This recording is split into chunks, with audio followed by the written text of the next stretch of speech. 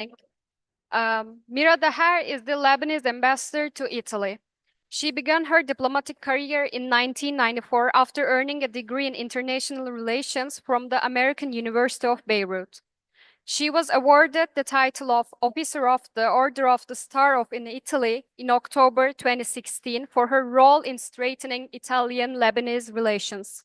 Now, I would like to welcome her to the stage.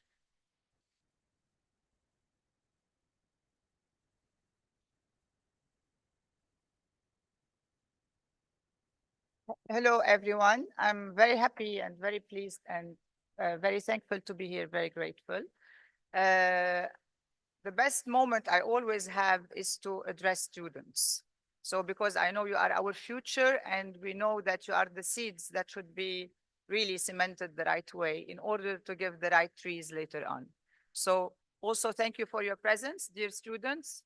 I will be very clear from the beginning. I am a career diplomat, I'm an ambassador, and I'm not a politician. So I am going to stick to everything that is related to diplomacy, since we are now, at the festival diplomacy. So we know that we have to stick to diplomacy. I will not talk politics because I am not a politician.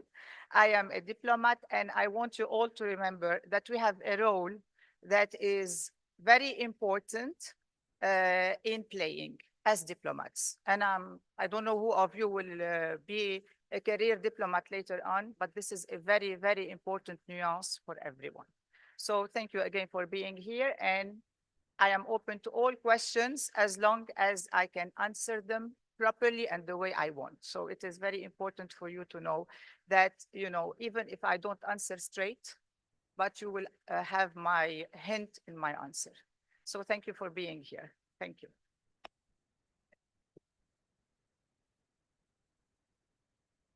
Now we are here today because, as you know, the Middle East is a turmoil and it's not new. So it is very important for you to know that what we are going through today is another cycle that we have been through every 10 to 15 years for a long time now. The Middle East is a melting pot of everything you can see, of Europe, of Asia, of the Arab world, of everyone. I don't know how many of you visited the Middle East, but it is one of the most beautiful regions in the world for me. And Lebanon is a very special place that is a mini Italy. I don't know how many of you have been to Lebanon, but Lebanon is a mini Italy because it is a state that of 10,442 square kilometers, and it has everything. I know that you've read it all, and then everybody says you can ski in the mountain and swim in the sea. This is true, but when you see it, it's different. So Lebanon is not a country to be explained, it's an experience to be lived. And also this is very important because it's very different from explaining, in a very categorical way and in a very scientific way. Each country has its characteristics, and the characteristics of Lebanon cannot be explained. They have to be lived. Starting from our gastro diplomacy, that it's different from gastro like this, it's gastro for the food. So we are very famous for our cuisine and culinary taste. We are very famous for our tourism. We have ecotourism, which is very important. We are very famous for our religious tourism because in a country of 5 million people, we have 3 saints from Lebanon, as well as other religions. We have 3 religions in Lebanon and 18 confessions. We don't have 18 religions. We have 3 religions, official, and 18 confessions. This is very important to know, and very few people know about the difference between religion and confession, because monotheism is for the 3 religions, and confession is within each religion. Lebanon is not a mosaic, it is an amalgam, which is very different. A mosaic, it means we have parts that are living together and accepting each other. We are not.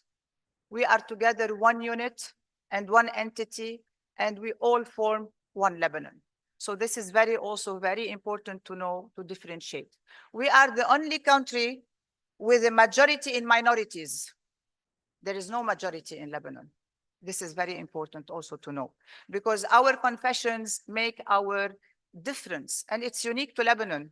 This is why I said we cannot explain it, because there is no majority in Islam, there is no majority in Christianity, because Christians, we have Orthodox, Catholics, Maronites.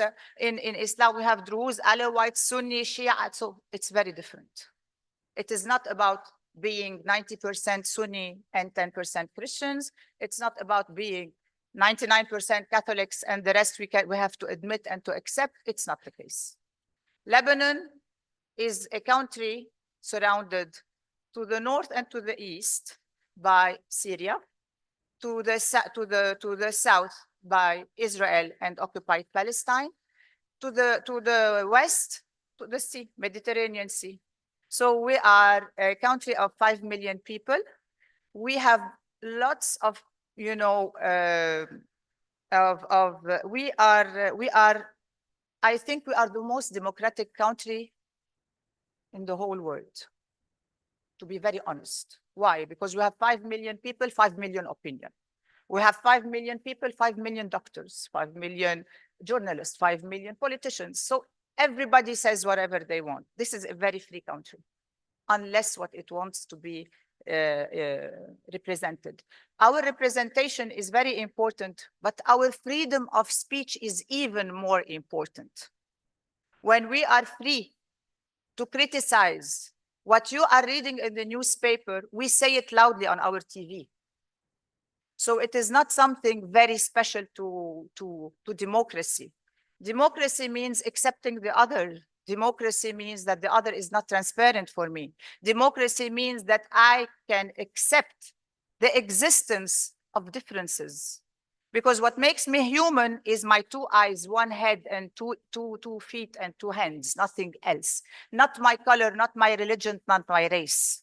This is why in Lebanon, we melt and integrate in every country we are in, and we are spread everywhere in the world. We are 18 million, 17 million around the world, and very difficult to say who is Lebanese in Argentina, who is Lebanese in Italia, who is Lebanese in America, and even who is Lebanese in Africa, unless you see his color. We melt practically in every society because we accept societies, we respect the society we live in, and we love other people. We are a people of peace. We always, I think if any of you would like to go to Lebanon, you will have the best nightlife you can ever dream of. My sons are here and they can testify for this. Very difficult to come back from Lebanon because once you go there, you want to stay more. Not one ambassador in Lebanon left as an ambassador. They all left as friends of Lebanon. They all become our ambassadors later on to the world. And this is very important. We are a country that is very open, very receptive, maybe too much open sometimes, but this is what it's happening. So we are a country that teaches 3 languages at 0 age from the beginning. So we are not afraid of the others. We are not afraid to speak other languages. We are very proud to speak Arabic because this is our main language and it's very important to keep it. We have a variety that makes it very important for you to go and to visit. And I hope one day I can see some of you ambassadors to Lebanon because you will love it and you will enjoy it. But I always advise you to be at the end of your career because you can hardly serve in other countries later on. Now, I don't like usually to repeat what you know already in whatever you are reading. I would like to be interacting with you and answering your questions because it will be much more interesting for you in order for me to have time because you are not a small number. And, but again, please, so that we don't lose time, don't repeat questions if someone asks it because it's, you will have the same answer with the same question, even if it's said differently. And another thing, try to make it interesting for everyone. If you know the answer, you don't need to ask the question. It's not for me to say it loudly, what you know, obviously. So let us, make it happen today in a different way, maybe from others who will just open a paper and read for you. I want to hear your questions, your curiosity, and if anyone will, before asking me, just tell me his name and his major, so I know exactly the background. Thank you.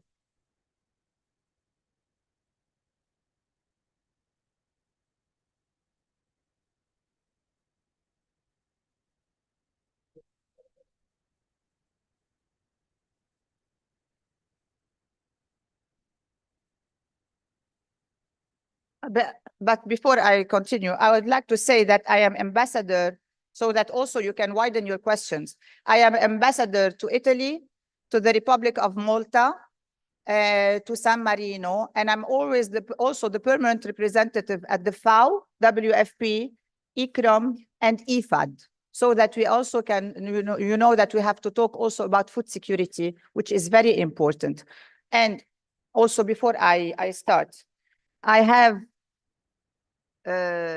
because I am here thinking of Lebanon, but I have to say thank you to Italy.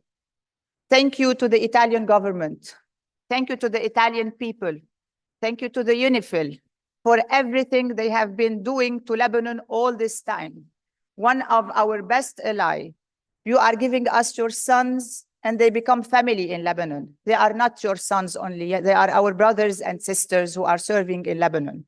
So we cannot thank Italy and the Italians enough for whatever you are doing for peace, because you are a great country teaching the world also peace, because wherever you are always a loving people, a giving people. And this is very, very,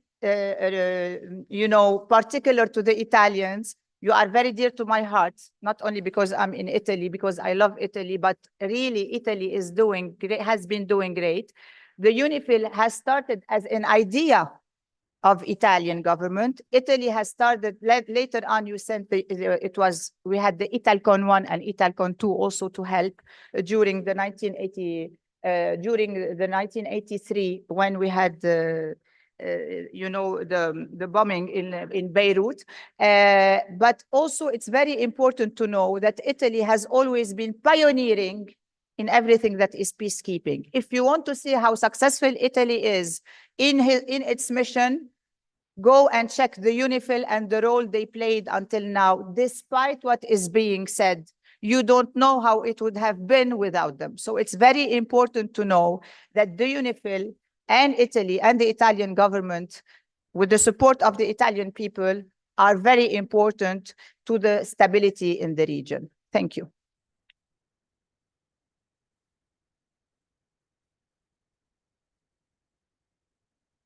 Hello. Questo no.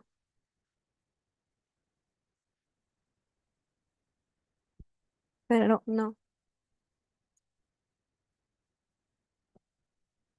Ah, sì.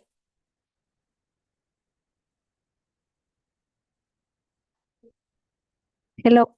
Yes, hello. Thank you for being with us. I am Preslava Tsekova from Global Governance. I didn't. I am Preslava Tsekova from Global Governance.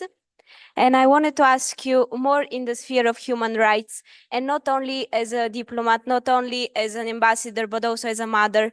How do you see, and in your opinion, what should be done not only by the Lebanese people, but also by all of the allies of Lebanon around the world? What should be done to protect the rights of the children there, and to create a better, a bigger future for them, in the sense for a better education, a better realization, and also not only for them to flee the country in order to find it, but to stay in Lebanon and create a better future for themselves. Thank you. Thank you for your question. We have a very, very, very good environment for kids in Lebanon and for children. Usually they don't leave the country because they are oppressed or because they have no rights. And we have a very important educational system in Lebanon, and everyone going out of Lebanon is one of the top students in the world. So Definitely we have it all on this side. I thought you were asking for the time being for the children in the situation that we are living.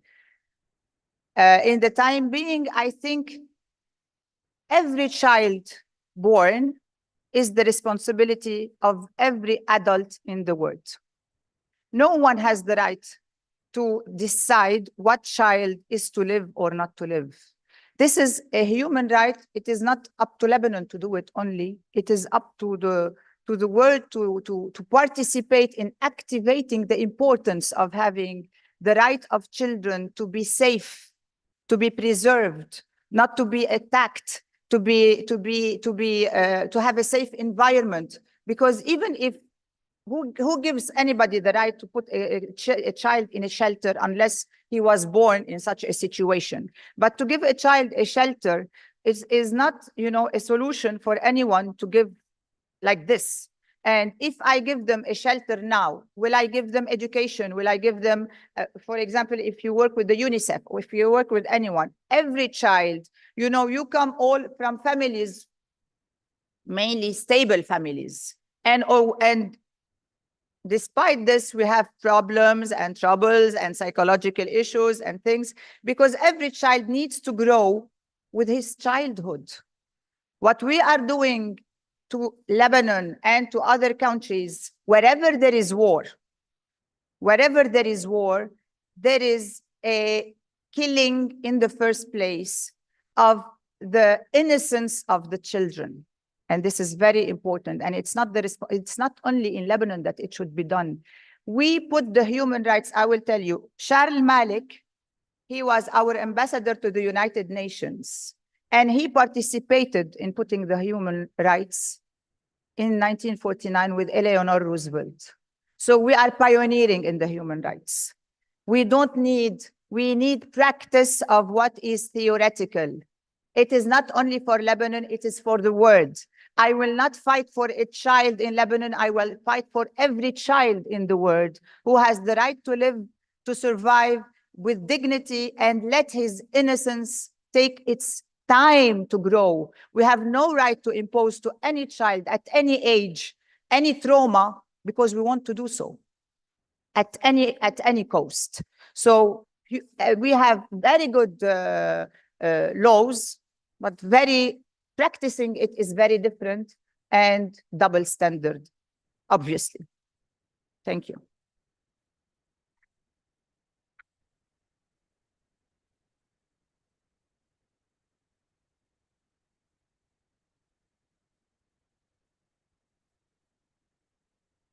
Okay, Federico Leofanti from Global Governance. I'm Federico Leofanti from Global Governance. Most of us, yes.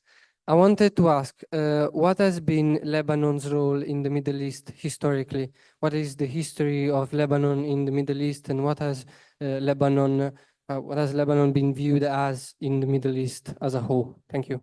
You know why Europa is called Europa? You don't know. We had a princess in Tyre, southern Lebanon, living there. And she fell in love with Zeus, the god of the gods. And he fell in love with her. She did not fall in love with him. He wanted her by force. As all you young chap, when you want, a beautiful girl, you will do everything to make her, to make you appealing to her. So he changed himself into a white minotaur.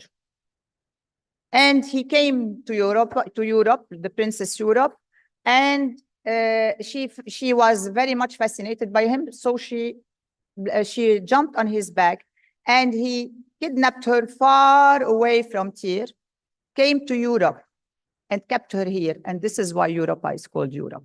So this is Lebanon. Lebanon is a civilization that is very old, mentioned 88 times in the Bible. The Cedars bought the Phoenician boats. They were coming from Lebanon. We have more vestige and Roman ruins in Lebanon that I can tell you, even in Italy, that you don't, on the space that we have. We have the temple of Bacchus, who is the god of wine, that is based in Lebanon. We have the first university that for law ul piano, you know it all, ul piano, his mother was from Tyre, from Lebanon. I know you don't know Lebanon. I know you don't know that Lebanon is a very, very old Phoenician civilization in the time. Phoenician, the Phoenician people, this is when we say Phoenicia, we say Lebanon. So what we gave to the world around us and abroad, we gave them the letter, we gave them the purple color, which all the kings are using because we had the coquillage, the shell that was that had the color. We gave the word everything you can imagine in the old time and still now, because when we create, we are not Lebanese, we are part of this world. This is why you don't know much about us, but this is Lebanon. Thank you.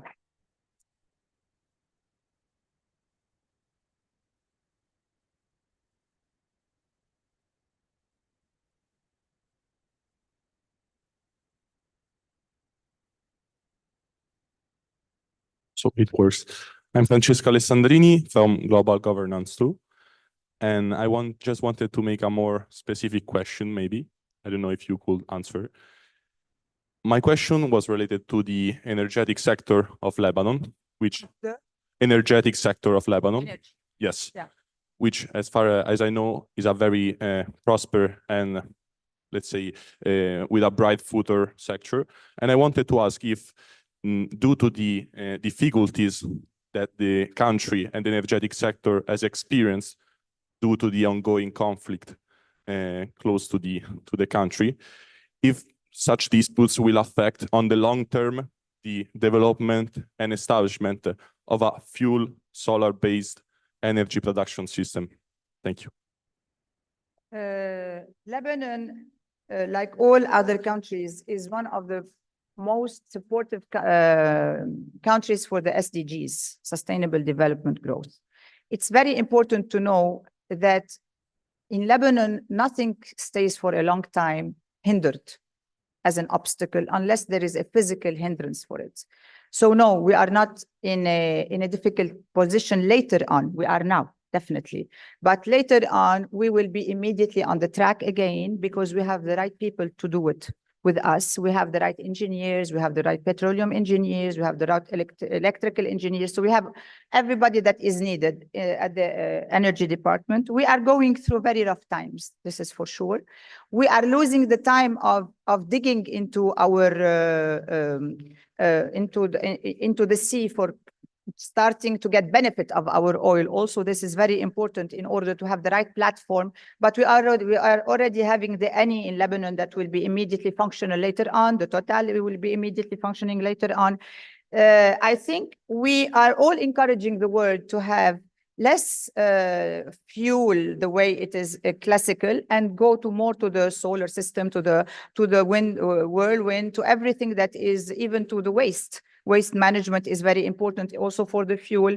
But this is definitely one of our biggest problem we are facing for the time being, because no one can live without electricity. No one can survive without having the right amount of electricity. And no one, I think, you know, that the very, very important thing, you know, it is that you come to appreciate everything when you lose it for a while and then you have it again. So we know the importance of electricity, and we are definitely going as soon as we are, you know, this war is over, hopefully yesterday before today, but then we are going to be on the right track, and we are going to give it a very particular attention, because this is what is the motor that makes the real wheel that turns the right way. You know, it's electricity and the energy. Thank you for your question.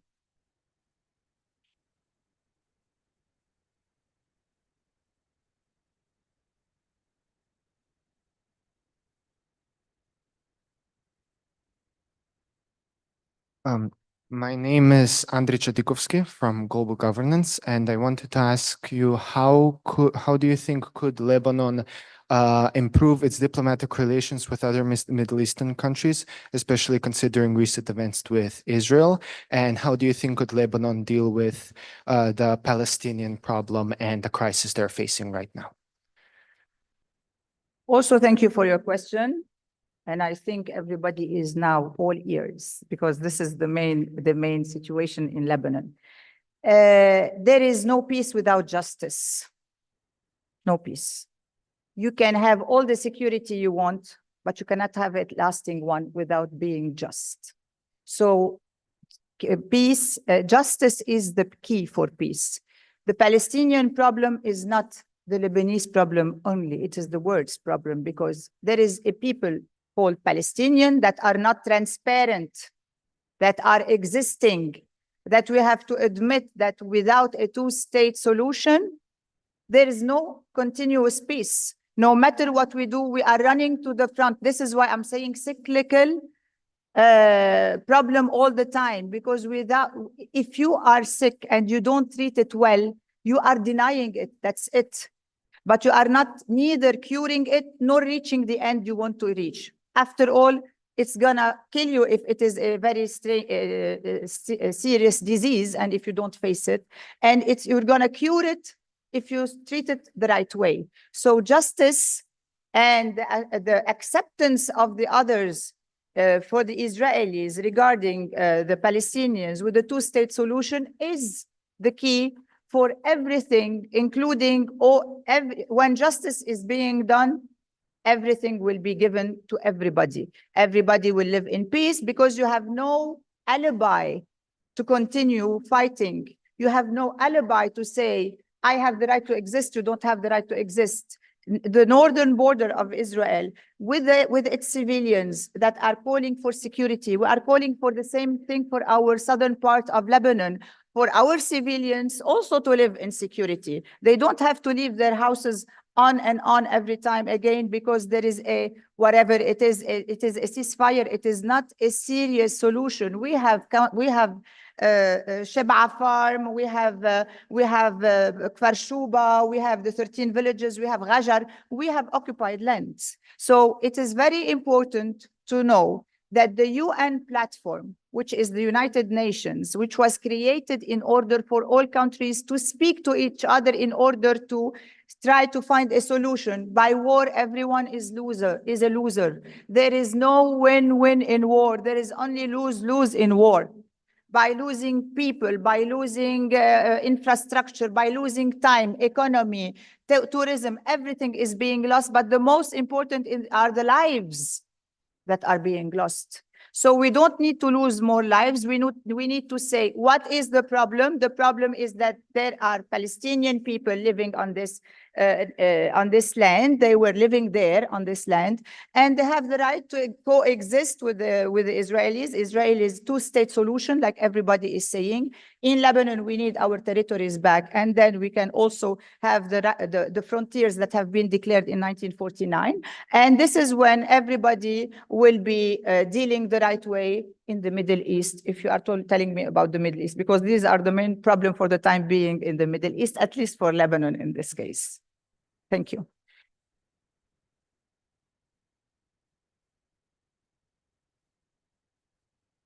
Hi, sorry, I wanted to ask a question. Yes. I wanted to know whether, in your opinion, nowadays, do religious biases still influence Lebanese policies and lawmaking? Religion? Biases. Biases? Yeah. You mean like the Shia and Hezbollah? Yeah. We don't have religious bias because our people, we have parties, political parties. It's very different. We have 1,200,000 Shia on the streets now living without a shelter. And these are our people, our Lebanese brothers and sisters. So no, there are some political influences for political parties.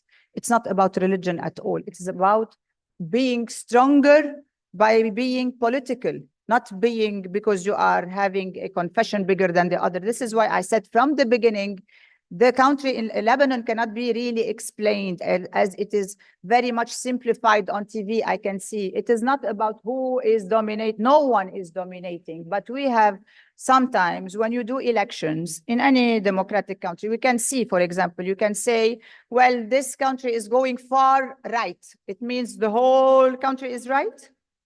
Far right? No. because we still have a majority of the people, maybe 49%, because democracy sometimes is the dictatorship of the minority. 50+1 is not a majority. You still have 49 people who are 49% who are still different in their opinion. But in Lebanon, it is not about being the religious that is the problem. It is about the strengths of some political parties, which is also cyclical in Lebanon. It is not always the same for a long time. We have been seeing these trends on and on again, because every time we still have the same question about having the two-state solution in Palestine, which is creating all the time new alibis for new issues, because the old issues have never been solved. And this is why when it started in 1975, it was for the Palestinian cause in Lebanon, but different parties. Then we had it differently later on. Then we had it this time. It is always, this is why I'm saying the Middle East deserves to live in peace. You deserve to be able to come and to visit the whole Middle East and to enjoy it. Because Lebanon is part of the Middle East, but each country in the Middle East is very different from Europe, and it needs to be discovered. It's very nice. So definitely, without justice, without peace, it is not a problem of Lebanon only. It is a problem of whoever wishes or a fact that is there. The fact is that there is a people that needs to be recognized. Once we move to this step, there is no need to deny it anymore. We have to say, we have to have two-state solution for everyone to live in peace, for every person to be free on the street without being escorted because he is being threatened for his life, without being afraid to walk on the street, and to say, I am a peacemaker. Every peacemaker is a blessing on this earth. And everything other than this is something we are all have to, say we don't want anybody, no one except anyone to come to you and to take whatever is yours. And then you are just like this, Everyone will say, this is my limits, this is my border. Let us respect it. Respect is very important for every decision we make. Respect of the others, respect of the limits, respect of the boundaries, and respect of the other existence of the others. Thank you.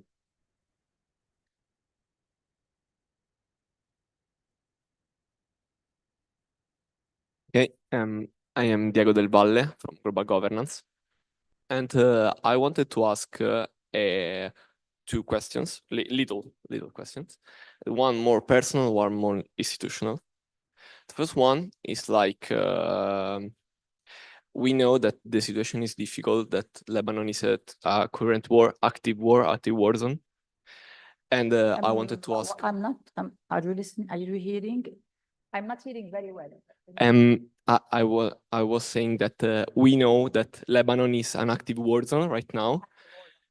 And we also, I wanted to ask like a personal question. Do you feel about like talking here and while bombs provided by the country with that two flags provide bombs to the country that's bombing your country?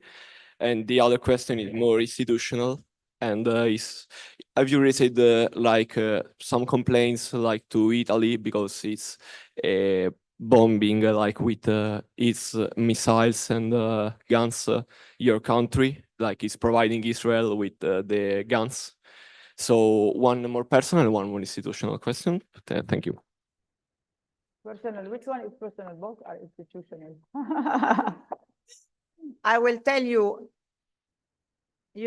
nowadays our times changed a lot.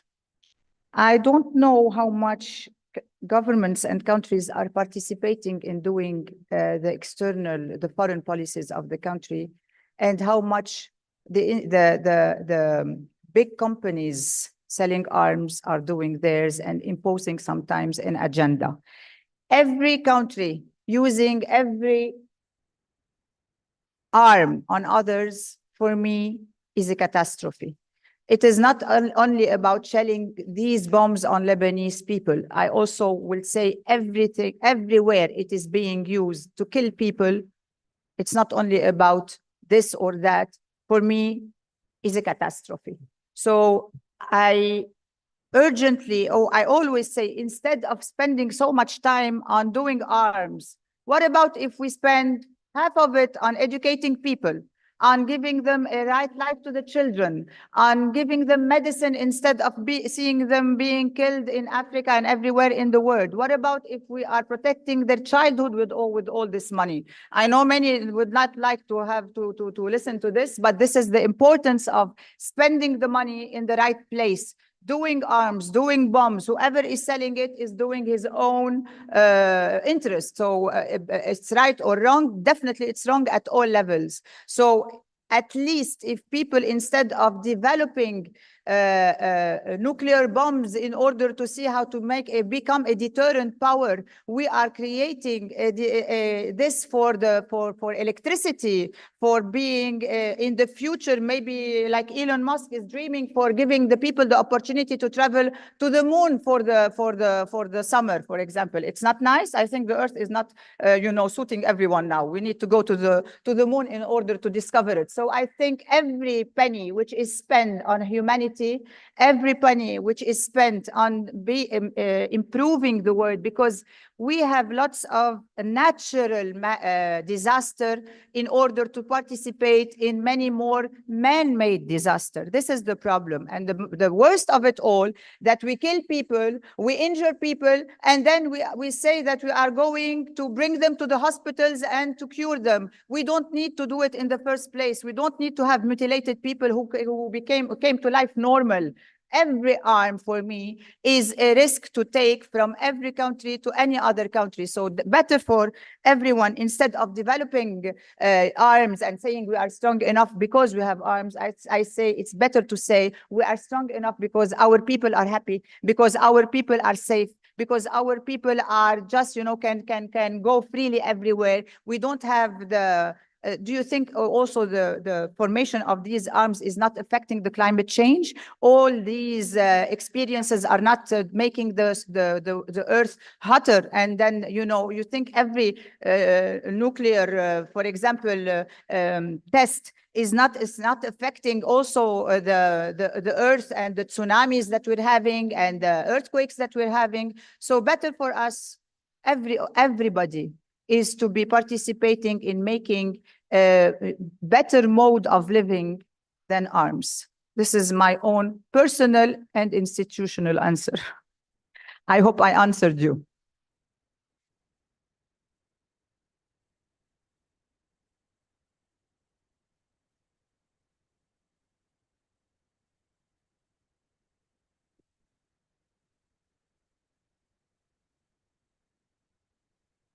I'm Giulia Marchiciana from Global Governance, and I have a question. What are Lebanon's expectations from the UN, in particular regarding the UNIFIL mission and in the monitoring ceasefire with Israel? The UNIFIL, Lebanon is expecting a lot. The UNIFIL is the only guarantee for the Lebanese borders. And because the UNIFIL has been the one registering all the violations that are being made and reporting it to the international community to which we all belong. Without an international community, there is no way of going on, it will become a jungle law, So everybody is a part of this international community that we have to go back to. So the violations are being registered and the violations are being described, at least also. This is very important for our air, land, and sea that has been violated for more than 37,000 times, registered at the United Nations before the actual war. So you can imagine the number of violations that we are witnessing every day. But the role of the UNIFIL is that it is monitoring and giving the truth about what is happening. We were able to see that we didn't need to attack in order to be attacked. So this is very important for us, for the UNIFIL to be present, because its presence, it's our guarantee. Its presence, it's our security. Its presence, it's our safety. So the Lebanese government, it really relies a lot on the presence of the UNIFIL. It relies a lot on its objectivity, which is very important for everyone, because we know if you are not objective, your truthfulness will become doubtful, which has never been the case of the UNIFIL, which is very important. And Italy in particular, because it has been leading the UNIFIL for many years, and many times every 2 years we have a change. But the objectivity of the UNIFIL made it less perilous, less dangerous what is happening, and it is inviting the whole international community into Lebanon to see what's really happening in order to stop this escalation who is happening. So UNIFIL is the real guarantor of peace, as its name, peacekeepers, and they are peacekeepers, and this is their own mandate. We have to help them fulfill the mandate, all of us, all of the parties concerned, because after all, if we really want to have a ceasefire, and this is what Lebanon is calling for, Lebanon is calling for the ceasefire that has been set starting from Rome. You know that in Rome, the Conference of Rome in 2006 started this initiative to reach the 1701, which was later on reached in gathering all the international community in order to go to the Security Council later on, and we reached there 1701. We need the reactivation of the 1701, and we need the ceasefire for us to stop the killing of the civilians in the primary. Everything else maybe can be rebuilt, which we don't need really to rebuild it if it's already there. But who will bring back lives? No one. So I think 1701, the ceasefire and the UNIFIL go all hand in hand for Lebanon. Thank you.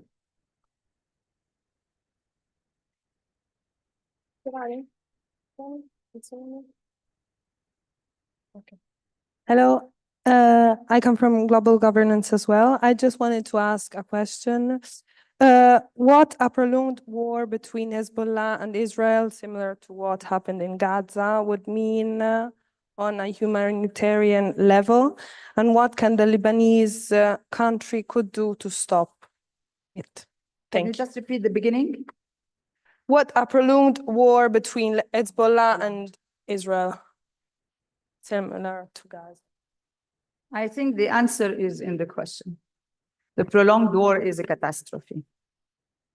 We are all working to have a ceasefire as soon as possible, because we have 1,200,000 refugees on the streets. We're having winter coming.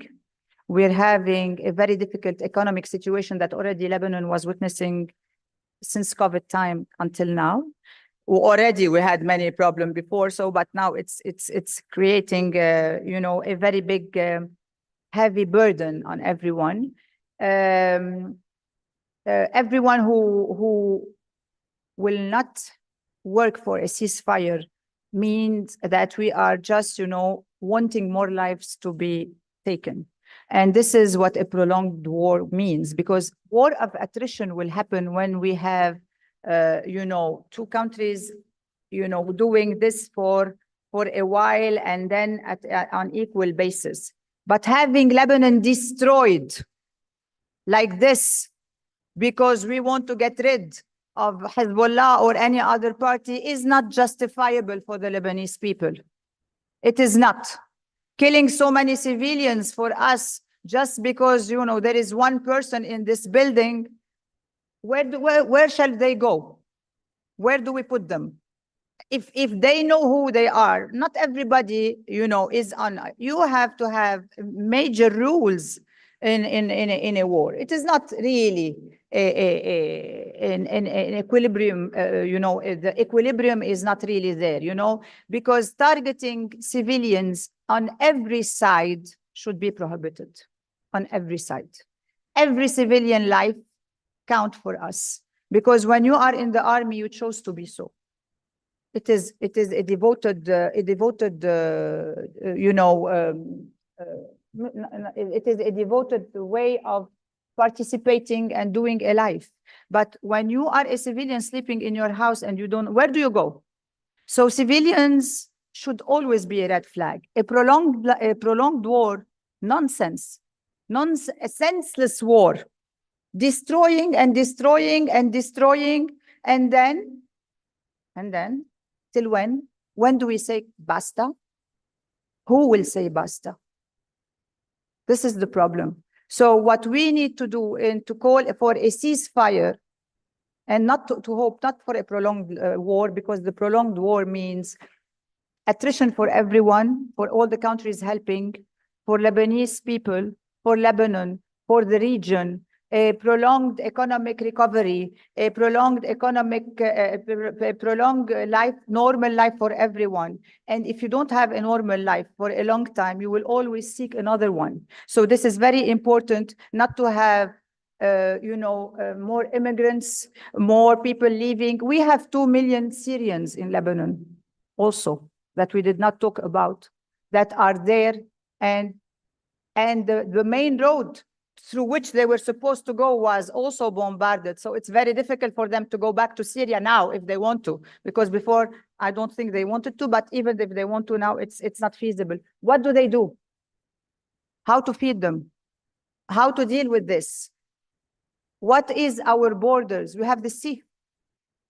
So a prolonged life, a prolonged war means putting all the region and Europe and the entourage in pericoloso, in danger.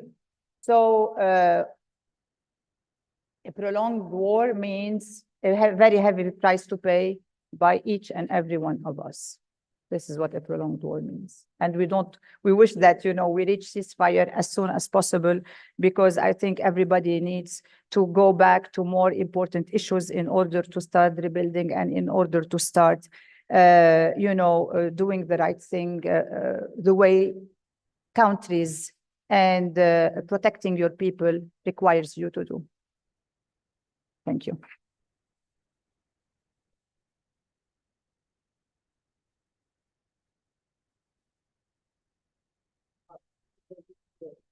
At 1 o'clock, your time is. It's already 1 o'clock? Not yet, but you have to tell us how many other questions you want to take. Till 1 o'clock. Till 1 o'clock. Please. But Thank you. I would like to have some water. Oh, yes, of course. Hot. Hello, my name is Nehir. I'm a global governance student. And my question is, given Lebanon's history of past civil wars and internal conflicts, in the past, my question is, how is the Palestinian-Israel conflict affecting Lebanon domestically? And how do the political opinions differ regarding the conflict on different religious communities in Lebanon? Thank you. I go back to your second part of the question, which I already answered some of your colleagues here about affecting different communities. Everybody is affected. It's not affecting any community in particular. It is hitting more communities than others, but all of Lebanon is being affected. All of Lebanon has opened its doors to receive the people that are families to everybody else in their houses. So there is no really, you can talk about political differences in political parties. This is very important. We have the government who is very clear about, spreading the national army, the Lebanese army forces on all the territories of Lebanon. This definitely needs, when we activate the 1701, because we cannot take the risk of putting our soldiers again here and there without having the ceasefire being met. So first, when the ceasefire is being met, the government is gonna just practice this issue. Then the political parties and the differences in the political parties will become minor compared to a ceasefire that is so necessary and so much asked for by the government, and we are willing and capable of applying it. This is very important. As for your first question was? about the Palestinians, about the yes. Palestinians affecting Lebanon. My first question was, given the Lebanon's history of civil wars and the sectarian conflict, how is the Lebanon being affected domestically? And the two questions were connected, so. Yes, I mean, Lebanon has always been lived in this kind of cyclical war, like I said before, you know, in 1978. And then the war started in kind of defending the Palestinians who came and they wanted to have, like, you know, a place. And then later on in 1982, we had the Israeli invasion. 1978, we had the Israeli invasion. It's always, you know, the main target was then the Palestinians in this case. Lebanon, as I said, is an open country. They feel for others when they are in dire straits. But Lebanon has its particularity that we all wanted to keep forever. You know, this is our particularity that no one can change. This is why I say we had neither with the Palestinians nor with the Syrians. Each one has its own, you know, country to return to, because you cannot put seeds in the sea and expect trees to grow. You need to put seeds in the soil and expect them to grow. And if it's not their soil, they will never be able to grow. They will always look for somewhere to go. So it's very important for us to say that each one, wherever he belongs, and to where he belongs. Thank you.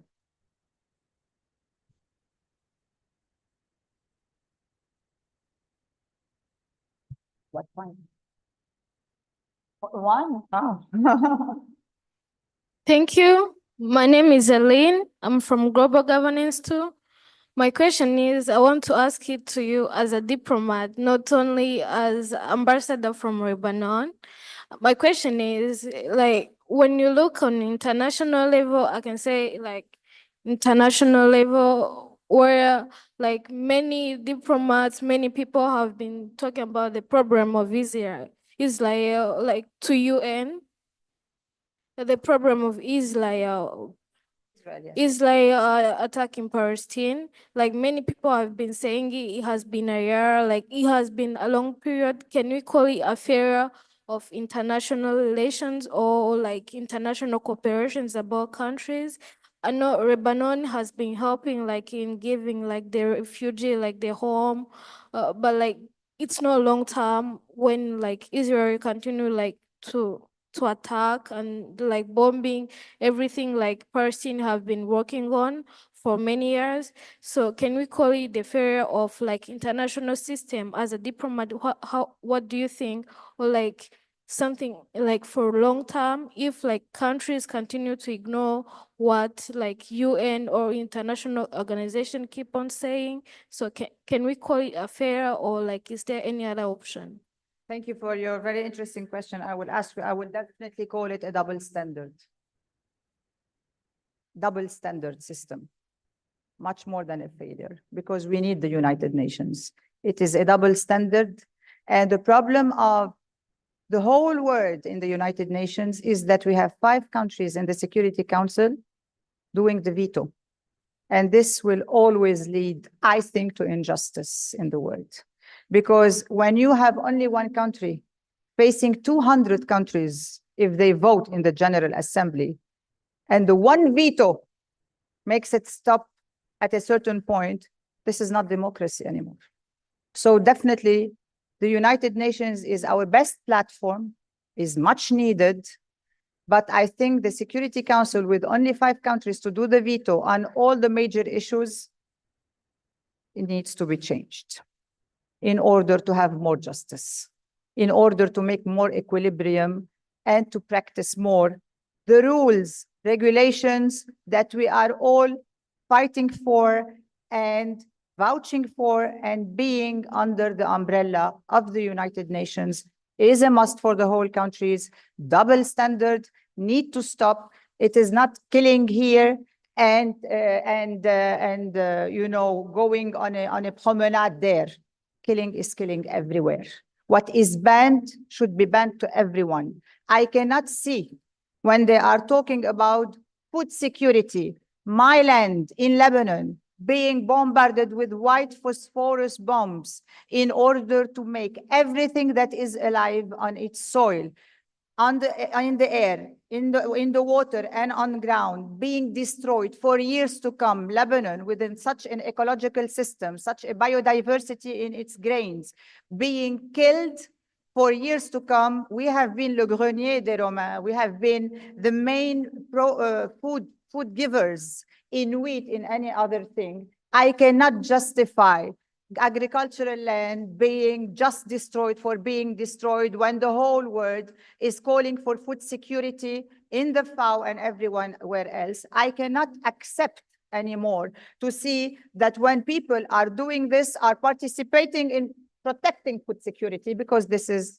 you know, not only double standard, much more than that. So the problem is that we have to face it and to say what it is. When we have a very important system that is the biodiversity, even with all the money in the world, the whole world will reach a point where all the money cannot buy food that does not exist anymore. We have to have preservation of the seeds the same way we have preservation of the civilians. And this is the United Nations main value, that we are always under its umbrella. So not a double standard, but not a failing system for me. Thank you.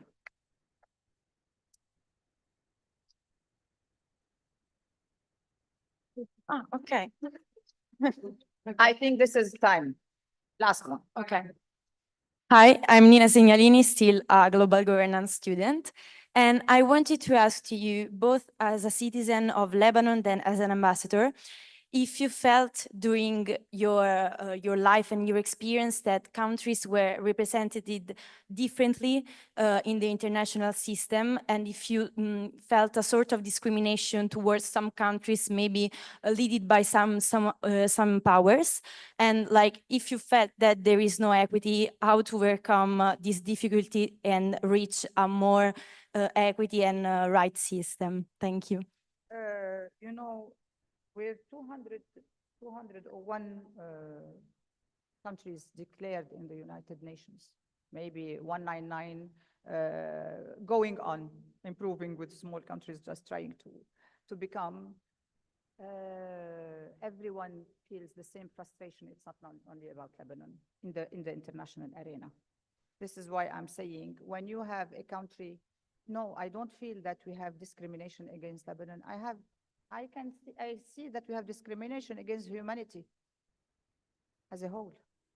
So Lebanon is maybe just a light that is being shed on this, as other countries are, as many countries in Africa are, as many countries in the world are.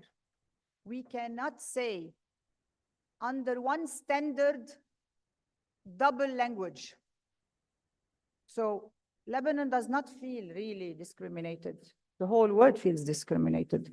I think everybody who looks at the TV is frustrated. He doesn't need to be Lebanese or Palestinian or Israeli or anything. Everybody is frustrated. Because when you are watching injustice being done and the world being numb, we are not watching Big Brother. We are watching lives.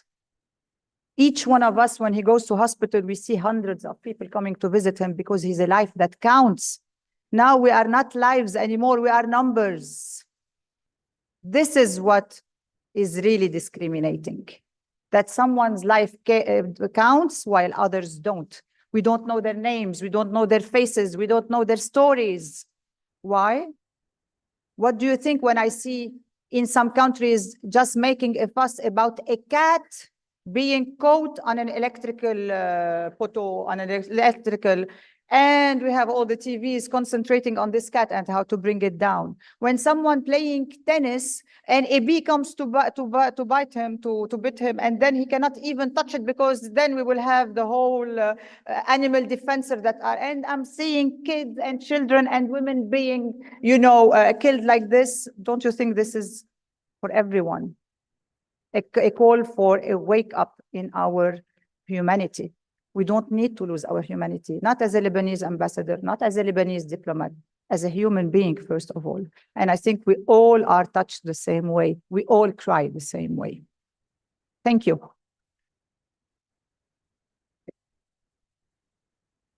Thank you, Ambassador Miradaler.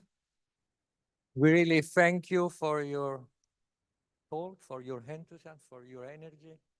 And I think would have been many more questions that would have been posed, but we have this time that you have allowed to us to use, and we don't. I have one question, one final request. Usually when we do this kind of talks, it's very important always to put it in the context and in the right context when you want to talk about it. I don't like sometimes the speech to be taken out of context and put as a statement. So it's very important for us to be very, very careful, because I know what I say every time I speak. So I want everybody to get benefit of it, not just to be a source of litigation or dilemma for everyone. I don't know who of you are going to the political scene or to the diplomatic scene, but it's also very important to be always very careful in reflecting the image and your understanding. I think that what you just said has to do also with you as your social, your Twitter or whatever you are going to use as a social. Just remember what the ambassador just said now. Thank you very much. A round of applause for the ambassador.